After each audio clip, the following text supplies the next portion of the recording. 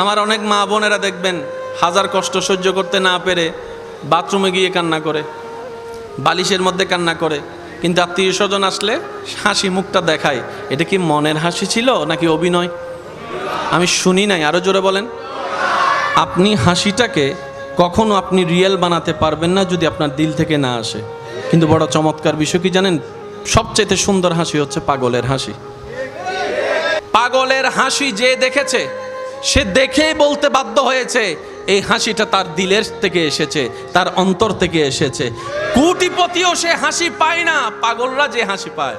আপনি আয়নার সামনে নিজেকে দাঁড় করান, আপনি আয়নার সামনে নিজেকে দাঁড়িয়ে একটু কল্পনা করে দেখেন এমন সৃষ্টি কোনো সৃষ্টির পক্ষে কি করা সম্ভব কিনা।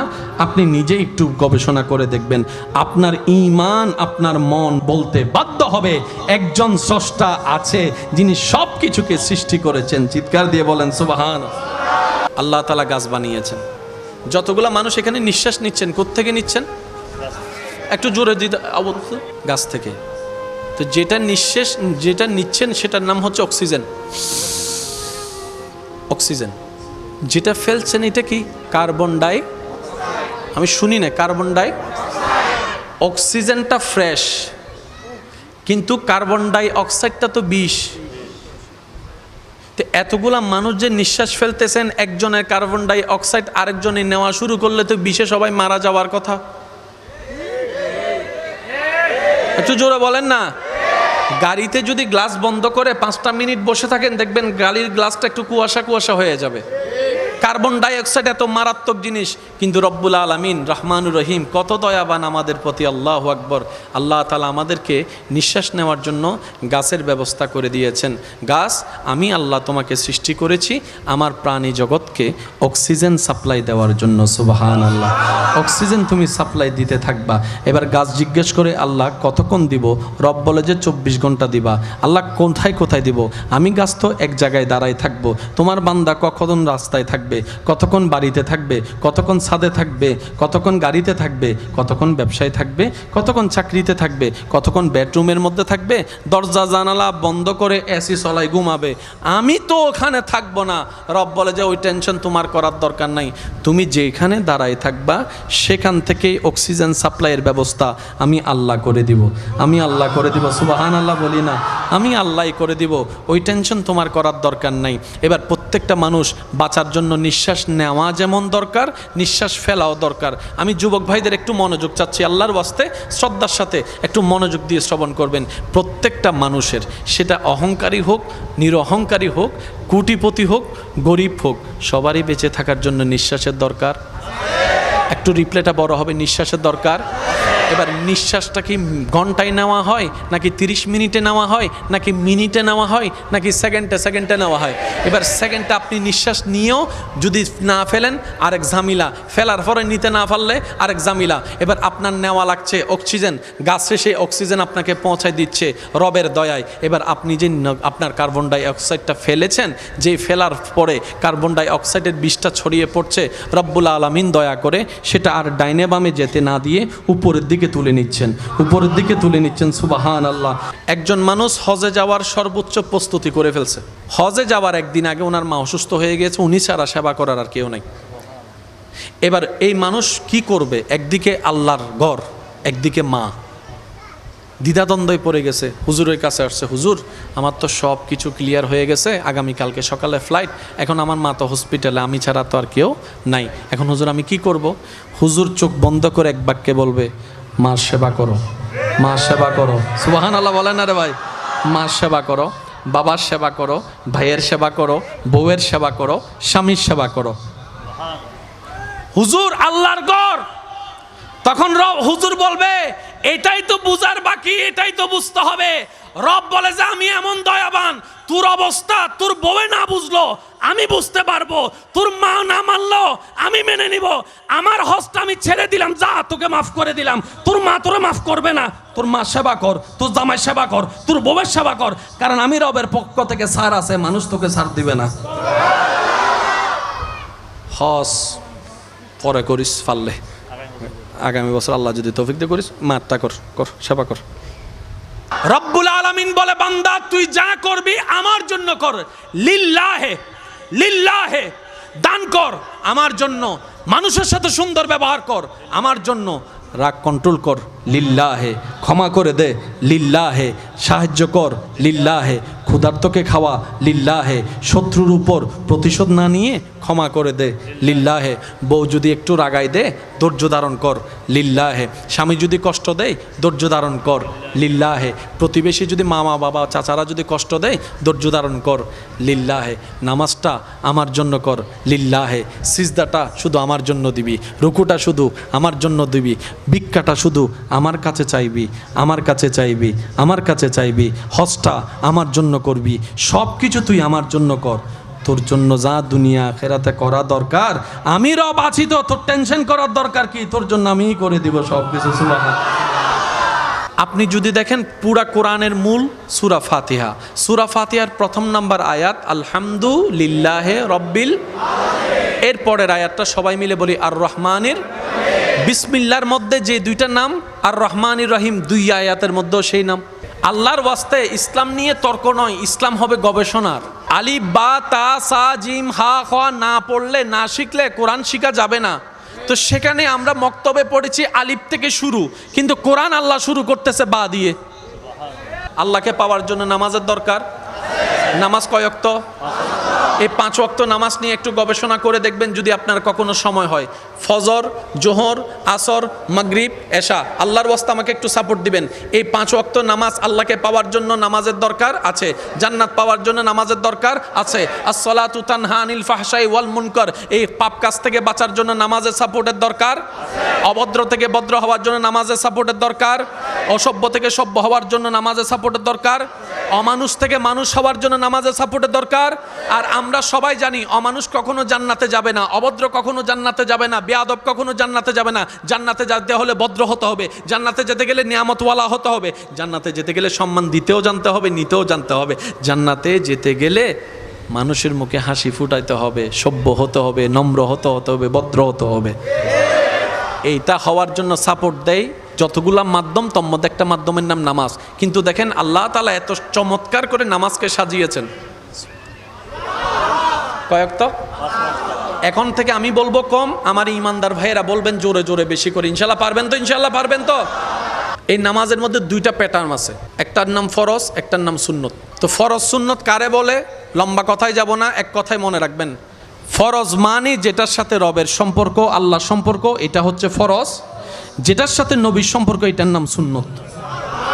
5 ওয়াক্ত নামাজ যেটা আপনাকে জান্নাতে নিবে, যেটা আপনাকে জান্নাতে নিতে সাপোর্ট দিবে, অমানুষ থেকে মানুষ বানাবে। আল্লাহ তাআলার কুদরতটা কত চমৎকার। 5 ওয়াক্ত নামাজ আমি বলবো, আপনারা একটু জোরে জোরে বলবেন। ফজরের নামাজ 4 রাকাত, 2 রাকাত ফরজ পড়ার আগে, 2 রাকাত, একটু গর্জন দিয়ে বলতে হবে 2 রাকাত। জোহরের 4 রাকাত ফরজের আগে 4 রাকাত, আসরের 4 রাকাত ফরজের আগে 4 রাকাত, এশারের 4 রাকাত ফরজের আগে 4 রাকাত, মাগরিবের 3 রাকাত ফরজের আগে 2 রাকাত।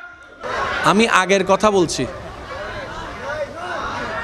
অনারা লাগা তাইলে হন, নতাইলেই হন। কিন্তু আপনি দেখেন প্রত্যেকটা ওয়াক্তে আল্লাহ সুন্নতকে আগে রেখেছেন। মাগরিব যখন আসলো, রব বলে যে সুন্নত আগে নাই। ব্যাপার কি? কখনো ভাবার প্রয়োজন মনে করি নাই। জোহর দেখেন ফরজ 4 রাকাত, আসর ফরজ 4 রাকাত, এশা ফরজ 4 রাকাত, ফজর ফরজ 2 রাকাত, মাগরিব ফরজ 3 রাকাত।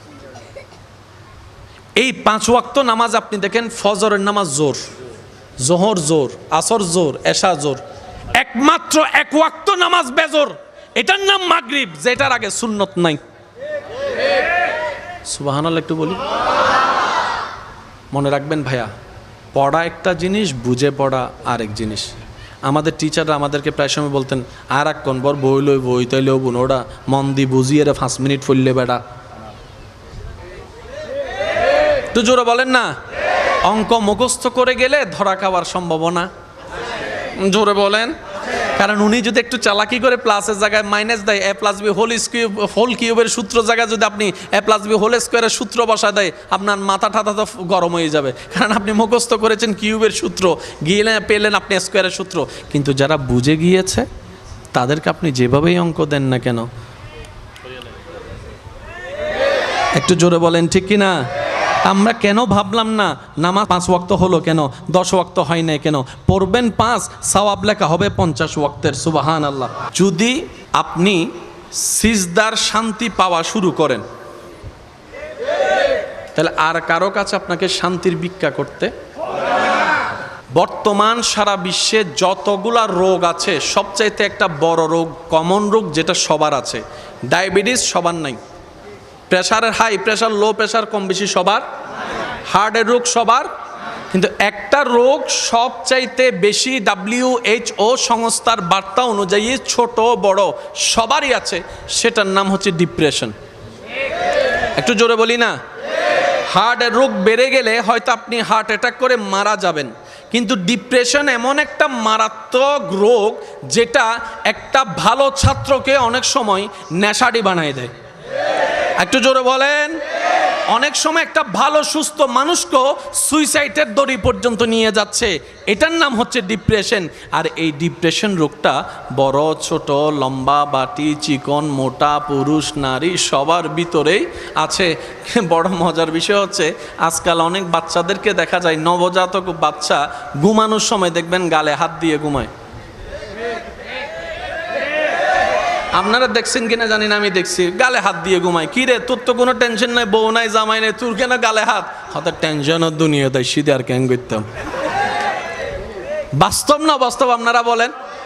জোরে বলেন না, বাস্তব না বাস্তব? আর সব কিছুর পিছনে আমরা দায়ী। আসেন একটা জিনিস বুঝার চেষ্টা করি। আগে বাংলাদেশে ঋতু ছিল কয়টা? এখন ঋতু কি 6টা খুঁজে পাওয়া যায়? এখন বেশি থেকে বেশি গরমকাল, শীতকাল, বর্ষাকাল, 3টা স্পষ্ট দেখা যাচ্ছে। তাও কিন্তু টাইম টেবিল ঠিক নেই। জোরে বলেন না। আবহাওয়া অধিদপ্তর বলতেছে আকাশ পরিষ্কার, বৃষ্টি হওয়ার বিন্দু পরিমাণ সম্ভাবনা নাই।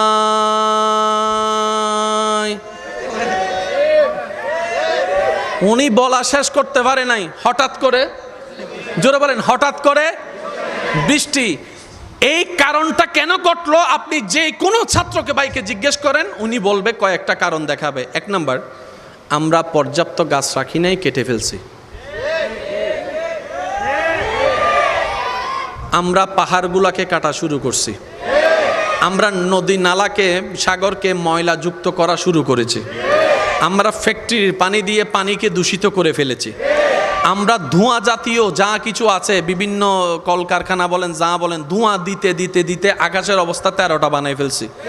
সব কিছুকে এক বাক্যে যদি বলে, গ্লোবাল ওয়ার্মিং বলে একটা শব্দ সামনে আসবে। মনে রাখবেন, এই পৃথিবী সুন্দর থাকার জন্য যা দরকার, যতটুক দরকার রব্বুল আলামিন দিয়ে দিয়েছেন ভাই, কোনো কিছুর কমতি রাখে নাই। কিন্তু আমরা মানব জাতিরা বেশি বুদ্ধিমান পাকনা হতে গিয়ে, ওভার স্মার্ট হতে গিয়ে, অতি চালাকের গলায় দড়ি শব্দটাকে বাস্তবায়ন করে আমরাই আজকে আমাদের ক্ষতির কারণ হয়ে দাঁড়িয়েছে। কথা বলেন ঠিক কিনা? কিছুদিন আগে একটা আর্টিকেলের মধ্যে দেখলাম একজন বিজ্ঞ মানুষ বলছেন, এই পৃথিবী হয়তো যে ভারসাম্য দেখা যাচ্ছে, এই পৃথিবী আর বেশি দিন থাকবে না। বাস্তব প্রমাণ, ছোট্টবেলায় ভূমিকম্প হলে তেমন খবর হতো না, এখন ভূমিকম্প হলে খবর হয়ে যায়, খবর হয়ে যায়। আগে ভূমিকম্পর মাত্রা ছিল কম, এখন ভূমিকম্পর মাত্রা বেশি। আগে ভূমিকম্পর সেকেন্ড ছিল কম, এখন সেকেন্ড বেশি। এভাবে বাড়তে বাড়তে বাড়তে বাড়তে ইজা জুলজিলাতিল আরদু জিলজালাহা ওয়া আখরাজাতিল আরদু আসকালাহা ওয়া ক্বালাল ইনসানু মা লাহা। কোরআনের সেই আয়াত বাস্তব রূপে একদিন পৃথিবীবাসীর সামনে চলে আসবে। কথা বলেন ঠিক কিনা? তো গাছ দিছে আল্লাহ আমাদের জন্য, তা আমাদের যদি গাছ না বানাই, বলেন যদি গাছ যদি না কাটি, তাহলে চেয়ার বানাবো কেমনে? রব বলে যে আমি গাছ তো কাটতে নিষেধ করি নাই। তোমার গাছ দিয়ে লাকড়ি বানাইতে হবে, আমি তো নিষেধ করি নাই। কারণ আমি রব্বুল আলামিন যা বানিয়েছি পৃথিবীতে সব তোরা মানুষের উপকারের জন্যই বানিয়েছি। তুই আর গাছ কেটে ফেললে পরিবেশ বিজ্ঞানীরা আমাদেরকে মামলা দিচ্ছে। গাছ না কাটলে তো চেয়ার হবে না। রব বলে যে বুঝো নাই, গাছ যদি একটা কাটো 5টা লাগাই দাও, একটা কাটো 5টা লাগাই দাও, একটা কাটো 5টা লাগাই দাও, পৃথিবীর ভারসাম্য রক্ষা হওয়া শুরু হবে। বলেন না সুবহানাল্লাহ। ক্ষেত খাওয়ার জন্য, ফসল হওয়ার জন্য বৃষ্টির দরকার। বৃষ্টির সাথে গাছের একটা সম্পর্ক। আমি বলবো না, আপনারা বলেন বৃষ্টির সাথে গাছের একটা সম্পর্ক। মরুভূমিতে বৃষ্টি হয়, কিন্তু জঙ্গল যেখানে বেশি, ঘন জঙ্গল, সেখানে বৃষ্টি হয় বেশি। একটু জোরে বলেন না। আল্লাহ তাআলা এমন ভাবে পৃথিবী সাজিয়েছেন, অনেকে রব খুঁজে পায় না। আমি তাদেরকে শ্রদ্ধার সাথে বলি, ভাই ঝগড়া টগড়া তো আসলে সমাধান দেয় না, তবে আবদার করে একটা কথা বলি, রব খোঁজার জন্য আপনাকে কোথাও যেতে হবে না, আপনি আয়নার সামনে নিজেকে দাঁড় করান। সুবহানাল্লাহ বলি ভাই, যার যত শক্তি আছে একবার বলি সুবহানাল্লাহ। আপনি আয়নার সামনে নিজেকে দাঁড়িয়ে একটু কল্পনা করে দেখেন, এমন সৃষ্টি কোনো সৃষ্টির পক্ষে কি করা সম্ভব কিনা। আপনি নিজে একটু গবেষণা করে দেখবেন, আপনার ঈমান, আপনার মন বলতে বাধ্য হবে একজন স্রষ্টা আছে যিনি সব কিছুকে সৃষ্টি করেছেন। চিৎকার দিয়ে বলেন সুবহানাল্লাহ। ওই স্রষ্টার নাম আওয়াজ দিয়ে বলেন তো, আমাদের ওই স্রষ্টার নাম কি? এই তো মাশাআল্লাহ, আরো জোরে বলেন কি? মন উজাড় করে বলেন, আমাদের স্রষ্টার নাম কি? আল্লাহ। আল্লাহ তাআলা গাছ বানিয়েছেন। যতগুলা মানুষ এখানে নিঃশ্বাস নিচ্ছেন, কোত্থেকে নিচ্ছেন? একটু জোরে দিতে, গাছ থেকে। তো যেটা নিঃশ্বাস, যেটা নিচ্ছেন সেটার নাম হচ্ছে অক্সিজেন। অক্সিজেন। যেটা ফেলছেন এটা কি? কার্বন ডাই, আমি শুনি না, কার্বন ডাই। অক্সিজেনটা ফ্রেশ, কিন্তু কার্বন ডাই অক্সাইডটা তো বিষ। তো এতগুলা মানুষ যে নিঃশ্বাস ফেলতেছেন, একজনের কার্বন ডাই অক্সাইড আরেকজনে নেওয়া শুরু করলে তো বিষে সবাই মারা যাওয়ার কথা। একটু জোরে বলেন না। গাড়িতে যদি গ্লাস বন্ধ করে 5টা মিনিট বসে থাকেন, দেখবেন গাড়ির গ্লাসটা একটু কুয়াশা কুয়াশা হয়ে যাবে। কার্বন ডাই অক্সাইড এত মারাত্মক জিনিস, কিন্তু রব্বুল আলামিন রহমানুর রহিম কত দয়াবান আমাদের প্রতি। আল্লাহু আকবার। আল্লাহ তাআলা আমাদেরকে নিঃশ্বাস নেওয়ার জন্য গাছের ব্যবস্থা করে দিয়েছেন। গাছ, আমি আল্লাহ তোমাকে সৃষ্টি করেছি আমার প্রাণী জগৎকে অক্সিজেন সাপ্লাই দেওয়ার জন্য। সুবহানাল্লাহ। অক্সিজেন তুমি সাপ্লাই দিতে থাকবা। এবার গাছ জিজ্ঞেস করে, আল্লাহ কতক্ষণ দিব? রব বলে যে 24 ঘন্টা দিবা। আল্লাহ কোথায় কোথায় দিব? আমি গাছ তো এক জায়গায় দাঁড়ায় থাকবো, তোমার বান্দা কখন রাস্তায় থাকবে, কতক্ষণ বাড়িতে থাকবে, কতক্ষণ ছাদে থাকবে, কতক্ষণ গাড়িতে থাকবে, কতক্ষণ ব্যবসায় থাকবে, কতক্ষণ চাকরিতে থাকবে, কতক্ষণ বেডরুমের মধ্যে থাকবে, দরজা জানালা বন্ধ করে এসি চলাই ঘুমাবে, আমি তো ওখানে থাকবো না। রব বলে যে ওই টেনশন তোমার করার দরকার নাই, তুমি যেখানে দাঁড়ায় থাকবা সেখান থেকেই অক্সিজেন সাপ্লাইয়ের ব্যবস্থা আমি আল্লাহ করে দিব। আমি আল্লাহ করে দিব। সুবহানাল্লাহ বলি না। আমি আল্লাহ করে দিব, ওই টেনশন তোমার করার দরকার নাই।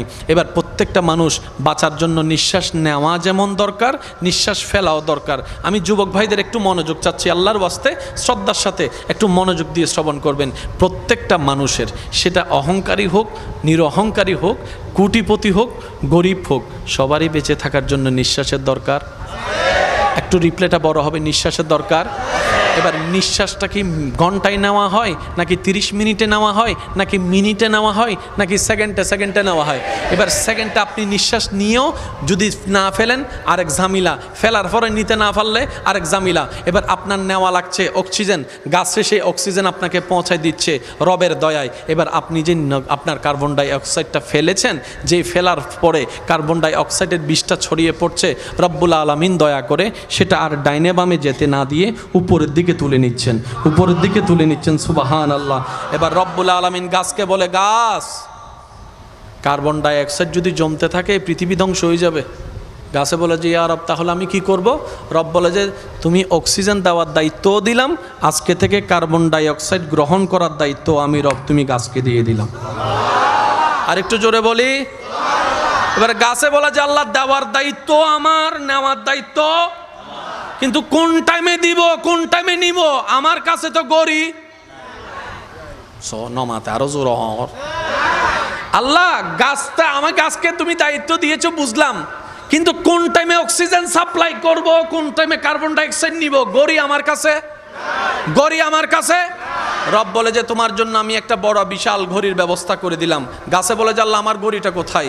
বলে যে আসমানের আকাশে সূর্যটাই তোমার জন্য ঘড়ি হিসেবে কাজ করবে। সুবহানাল্লাহ। সূর্য যখন উঠে, গাছ অক্সিজেন দেওয়া শুরু করো, অক্সিজেন দেওয়া শুরু করো। সূর্য যখন ডুবে, গাছ কার্বন ডাই অক্সাইড নেওয়া শুরু করো। সেজন্য ছোটবেলার থেকে আমরা একটা কথা শুনে আসছি, এই রাতের বেলা গাছ ডাহ দিন না যাইস। ওয়া সিডেঙ্গে অকল তাইলে মাতো রোহিঙ্গা তাইলে চুপ করি দেখু সাই মেড ইন সিডেঙ্গে হন হন আসো একবার হস মার হাবা আমার মা সিডেঙ্গে ওলা মেজবাইন্য গুস্তর আওয়াজই বিললে আসতে হইলেও বনে আরো জোর হম পরিব তার কেনা জোর হমার হাবা।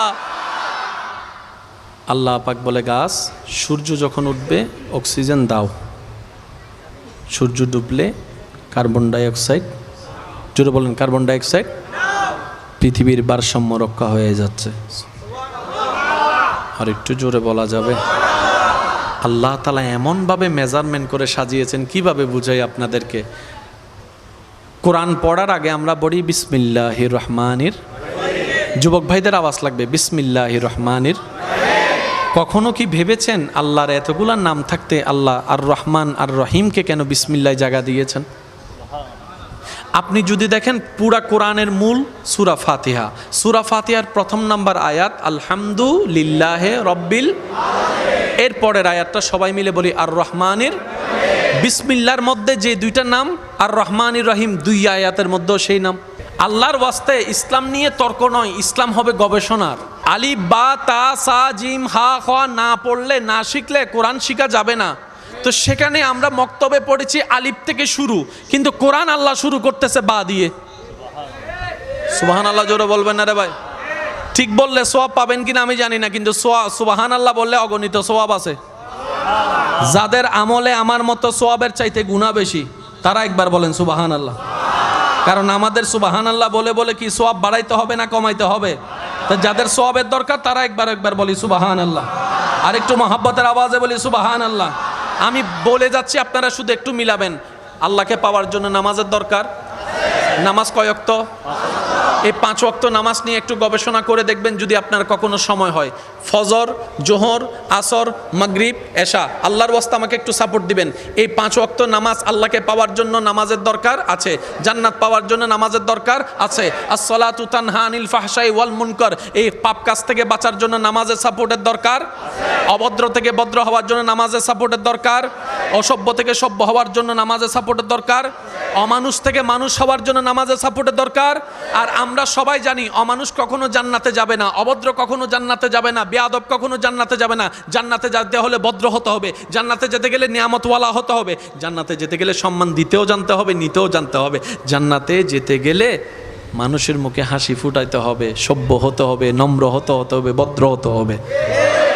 এইটা হওয়ার জন্য সাপোর্ট দেয় যতগুলা মাধ্যম, তোর মধ্যে একটা মাধ্যমের নাম নামাজ। কিন্তু দেখেন আল্লাহ তাআলা এত চমৎকার করে নামাজকে সাজিয়েছেন। কয়েকত? এখন থেকে আমি বলবো কম, আমার ইমানদার ভাইয়েরা বলবেন জোরে জোরে বেশি করে। ইনশাল্লাহ পারবেন তো? ইনশাল্লাহ পারবেন তো? এই নামাজের মধ্যে দুইটা প্যাটার্ন আছে, একটার নাম ফরজ, একটার নাম সুন্নত। তো ফরজ সুন্নত কারে বলে? লম্বা কথায় যাব না, এক কথায় মনে রাখবেন। ফরজ মানে যেটার সাথে রবের সম্পর্ক, আল্লাহ সম্পর্ক, এটা হচ্ছে ফরজ। যেটার সাথে নবীর সম্পর্ক, এটার নাম সুন্নত। একটু জোরে বলি, ফরজ মানে কার? জোরে বলেন, ফরজ মানে কার? সুন্নত মানে কার? বাস এতটুকু মনে থাকবে তো? বাস। এবার দেখেন 5 ওয়াক্ত নামাজ যেটা আপনাকে জান্নাতে নিবে, যেটা আপনাকে জান্নাতে নিতে সাপোর্ট দিবে, অমানুষ থেকে মানুষ বানাবে। আল্লাহ তাআলার কুদরতটা কত চমৎকার।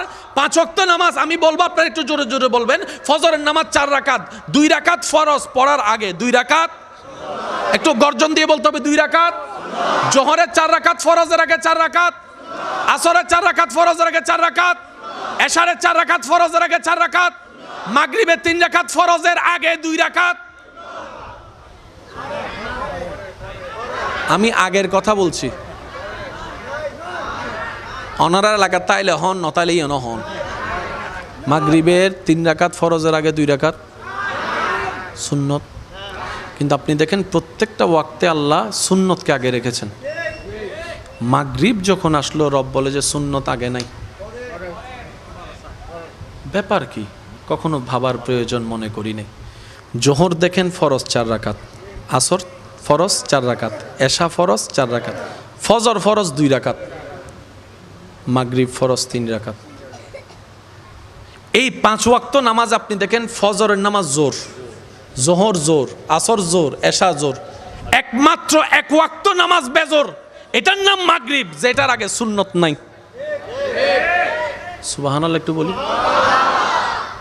মনে রাখবেন ভাইয়া, পড়া একটা জিনিস, বুঝে পড়া আরেক জিনিস।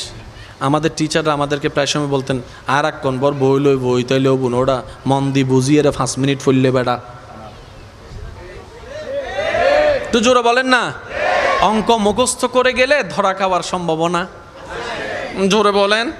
কারণ উনি যদি একটু চালাকি করে প্লাসের জায়গায় মাইনাস দেয়, a + b হোল কিউবের সূত্র জায়গায় যদি আপনি a + b হোল স্কোয়ারের সূত্র বসা দেয়, আপনার মাথা ঠাথা তো গরম হয়ে যাবে। কারণ আপনি মুখস্থ করেছেন কিউবের সূত্র, গিয়ে পেলেন আপনি স্কোয়ারের সূত্র। কিন্তু যারা বুঝে গিয়েছে তাদেরকে আপনি যেভাবেই অঙ্ক দেন না কেন, একটু জোরে বলেন ঠিক কি না? আমরা কেন ভাবলাম না নামাজ 5 ওয়াক্ত হলো কেন, 10 ওয়াক্ত হয় না কেন? পড়বেন 5, সওয়াব লেখা হবে 50 ওয়াক্তের। সুবহানাল্লাহ। এবার আপনি দেখেন, রোজা জীবনে বছরে কয়বার? জোরে বলেন। রোজা বছরে কয়বার? যাকাত বছরে কয়বার? হজ জীবনে কয়বার? নামাজ 6 মাসে কয়বার? নামাজ 6 মাসে কয়বার? নামাজ ডেলি কয়বার? অন্য ফরজকে আল্লাহ রেখেছেন হয়তো বছরে একবার, না হয়তো জীবনে একবার। নামাজের বেলায় যখন আসছে, রব বলে যে না 6 মাসে দিব না, 3 মাসেও দিব না, ডেইলি।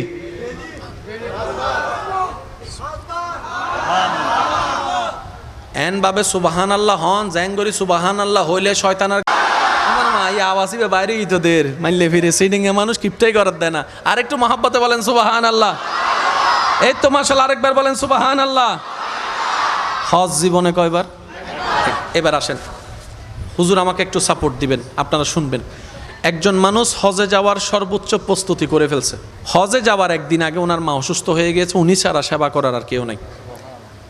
এবার এই মানুষ কি করবে? একদিকে আল্লাহর ঘর, একদিকে মা, দ্বিধাদ্বন্দ্বয় পড়ে গেছে। হুজুরের কাছে আসছে, হুজুর আমার তো সব কিছু ক্লিয়ার হয়ে গেছে, আগামীকালকে সকালে ফ্লাইট, এখন আমার মা তো হসপিটালে, আমি ছাড়া তো আর কেউ নাই, এখন হুজুর আমি কি করব?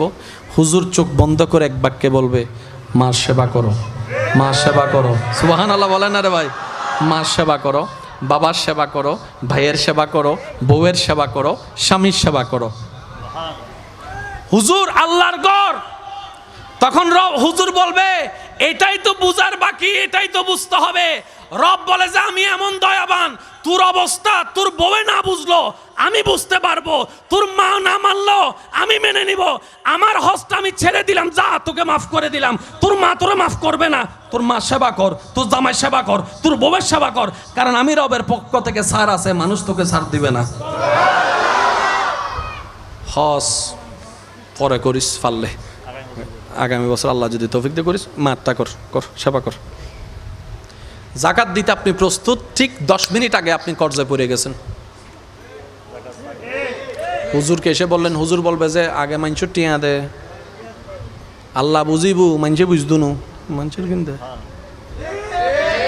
এবার রমজানের রোজা, কষ্ট হচ্ছে আপনাদের। রমজানের রোজা আপনি সফর করলেন চিটাং থেকে পাবনা, রাখা সম্ভব না, যে গরম। হুজুর বলবে যে সমস্যা নাই, পরে রেখে দিও, সফর অবস্থায় আল্লাহ কারোর উপর জুলুম করে না। তুমি ওষুধ খেতে হবে, তাক রোজা পরে রাখিও, ওষুধ খেয়ে নাও।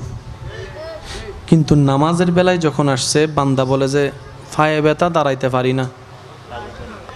আল্লাহ পাক বলে যে বই বই ফর। সুবহানাল্লাহ বলি। আল্লাহ হরত ব্যথা, ফুটবল খেলা হাইতে হরিণ মাঙ্গি কি শুই শুই ফর। আল্লাহ উজু গরিবের ফানি নাই, তায়াম্মুম গর। বান্দা হদ্দে মাইলি ফিরের অজর বেলা সাত দি, জাকাতের বেলা সাত দি, রোজার বেলা সাত দি, নামাজত এন কি আছে? আল্লাহ হদ্দে মরিবের 1 মিনিট আগে হইল ফর, নিশ্চয় নামাজত কিছু একান্ত আছে। আর তো অন্য দোস্ত আইতে তো আইতেন বাবিবের টাইম ন ভাই, এসো না মাথার তো এখন সিরিঙ্গা হতা হইতে বাজি, সিরিঙ্গা হতা নহলে মনে না বেড়ে জালনু মিটে দেয়, বুঝছো না মাথায় তো ঠিক না। সিরিঙ্গা হতার যে মজা ইন অন্য হনমিকে আছে না। আর দিনভর মাম্মি ডাইলে মজাই লাইব না, মম ডাইলে মজাই যেতে ডাক মারি হইবে অ মা দিল্লে না বেড়ে খুশি হয়ে যাব। ও ঠিক না বেটি খাও না। ভাইয়া কেমন আছেন? অবদ্দা ও সিডিং কল আছে না, এন্ডা সিডাং আছে না, সেই সিডিং কল 2 হাত তুলি দেখা যায়, 2 হাত তুলি নারায়ে তাকবীর, নারায়ে রিসালাত, উচ্চ আওয়াজ একবার হন মারহাবা। সত্যি করে বলেন, আমাদের আসলে জানার বুঝার দরকার আছে না নাই? কারণ বুঝে 5 মিনিট, না বুঝে 100 বছর। ভাইয়া একটু মনোযোগ, একটু। নামাজ এমন একটা ইবাদত যেটা বান্দা এবং রবের মাঝখানে একটা প্রেমের মহাব্বতের সেতু। সুবহানাল্লাহ বলেন।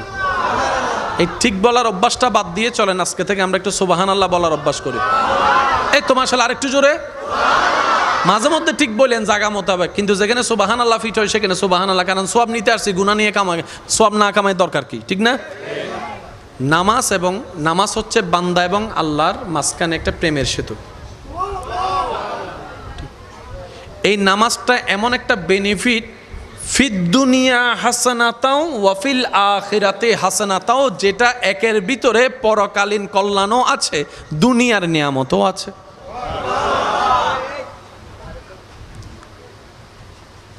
এই নামাজটা শুরু করতে আমরা কি বলি সবাই বলেন? একটা আওয়াজটা বড় লাগবে তো। সুবহানাল্লাহ তো আল্লাহর প্রশংসা, মাশাআল্লাহ তো আল্লাহর প্রশংসা, বিসমিল্লাহ তো রবের নাম। এতগুলা শব্দ বাদ দিয়ে নামাজ আল্লাহু আকবার কেন বলতে হয়? বাবার টাইম নাই, আমাদের টাইমে আছে। উইতে কি ভুল গজি আমি বাইরে গছো না কেন? বুঝতে পারছি কথা? আচ্ছা, এবার দেখেন, আল্লাহু আকবার, আপনি নামাজে ঢুকে গেলেন। এবার রুকুতে যাওয়ার সময় কি বলবেন? আল্লাহু আকবার।